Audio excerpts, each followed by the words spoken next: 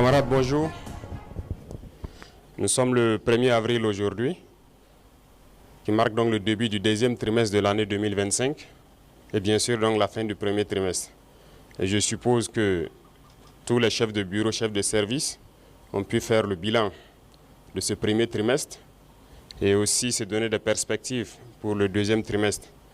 En tout état de cause, je pense que l'idée est de se sacrifier, de toujours donner le meilleur de soi-même pour donc le bonheur donc de notre peuple et pour que notre patrie puisse rayonner.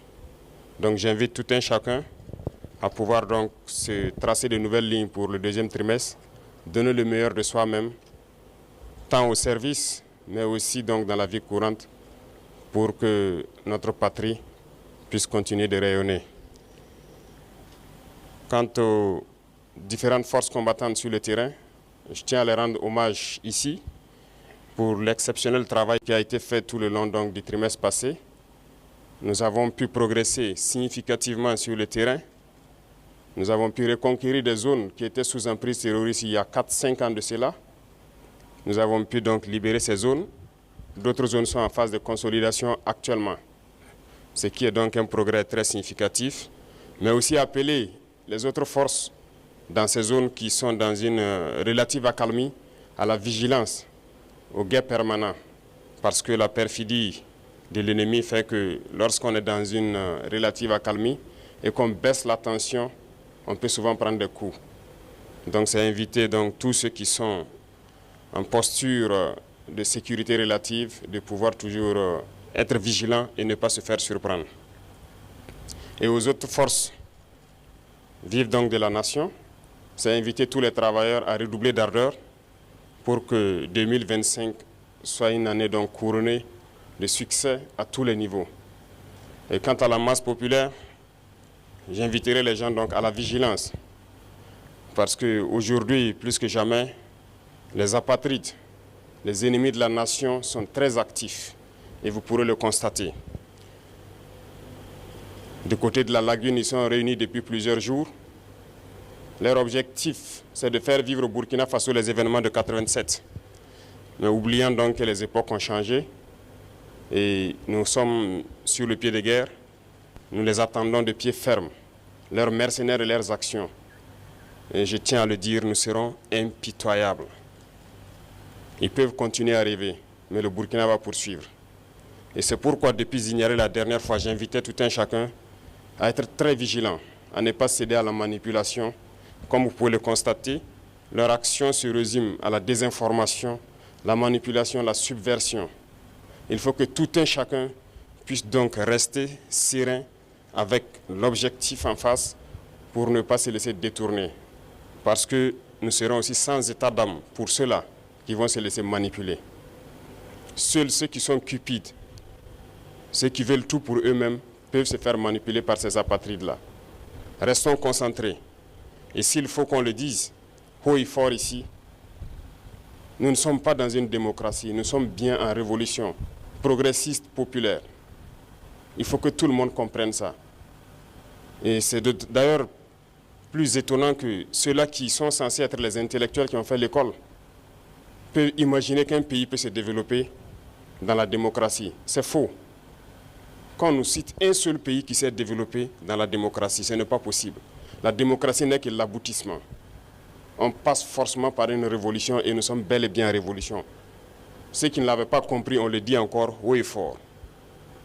Il faut que tout le monde incorpore cela. Et notre rôle de communiquer, d'expliquer, de faire comprendre ce que c'est que notre révolution, nous allons continuer à le jouer. Donc, cette question de démocratie ou de libertinage, d'action ou d'expression, n'a pas sa place. Je l'ai dit une fois, autant que vous pensez que vous êtes libre de parler et d'agir, l'autre est libre de parler et d'agir également. Et là, nous aboutissons à une société de désordre. Et comme d'ailleurs, ça tombe bien que nous sommes en pleine célébration des journées patriotiques, le thème est d'ailleurs l'ordre et la discipline. On ne fait pas de révolution dans le désordre. C'est impossible. Et l'ordre, nous allons faire régner l'ordre et la discipline pour que nous puissions progresser. Parce que les réformes sociales, économiques, politiques, idéologiques ont besoin d'ordre et de discipline. Et tout un chacun a son rôle à jouer dans cela. Donc, appropriez-vous la révolution, parce que beaucoup de gens, depuis 2 ans maintenant, ont embarqué dans le bateau par opportunisme.